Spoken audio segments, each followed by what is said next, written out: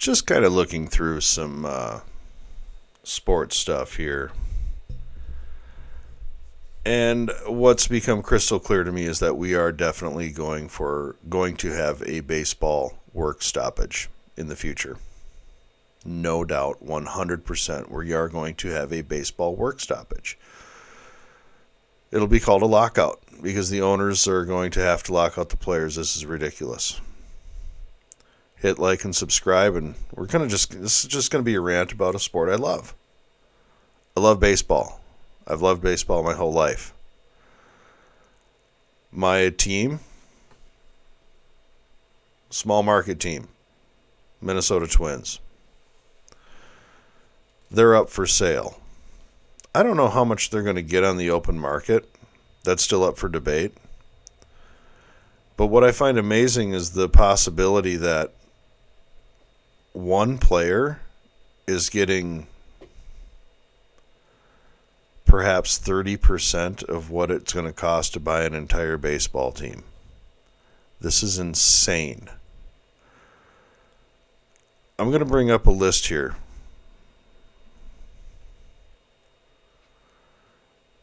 This is a list of the top 25 contracts in baseball.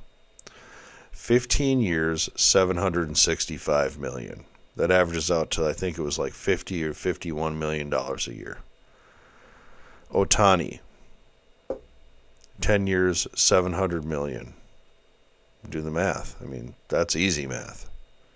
Even I can do that. You carry the 3 divided by 6,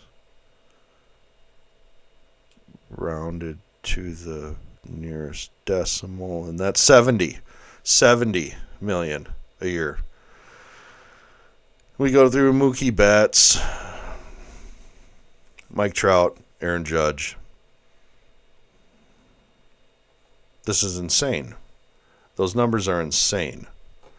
And I want to point out one other thing that's kind of common here that I think you'll notice. New York, Los Angeles, Los Angeles, Los Angeles, New York, New York.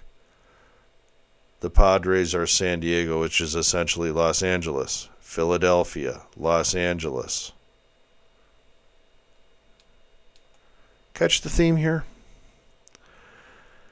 When you can have organizations go out and spend that kind of money, and then you have teams like the Twins, who put a payroll together of less than $200 million a year. That's one player, quarter of your payroll. Can't do that. This is the only league without a salary cap.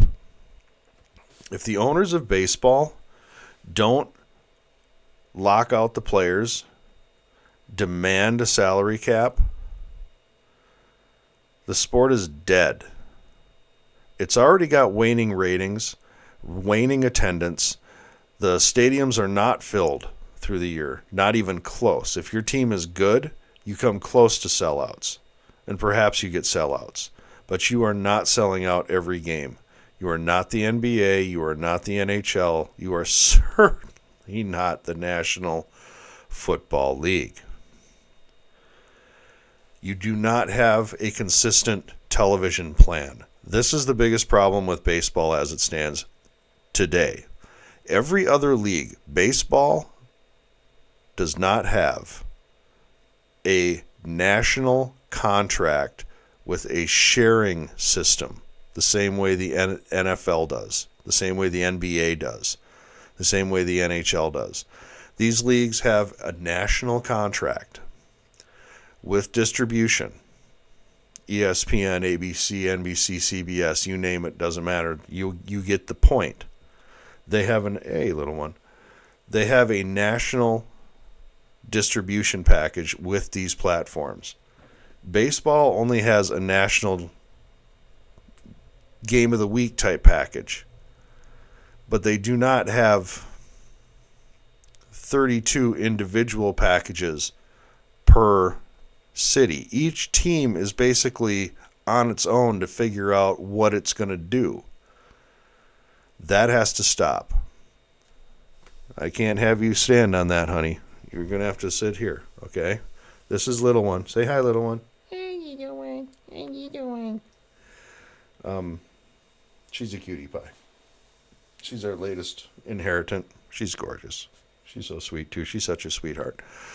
But you can't have small market teams competing against that. Because the Yankees have the Yes Network. The Mets, I'm sure, have their own network. Whenever you get into these large, the uber megalopolis cities, such as New York and Philadelphia, and this is just the way it is. This is just the way it is.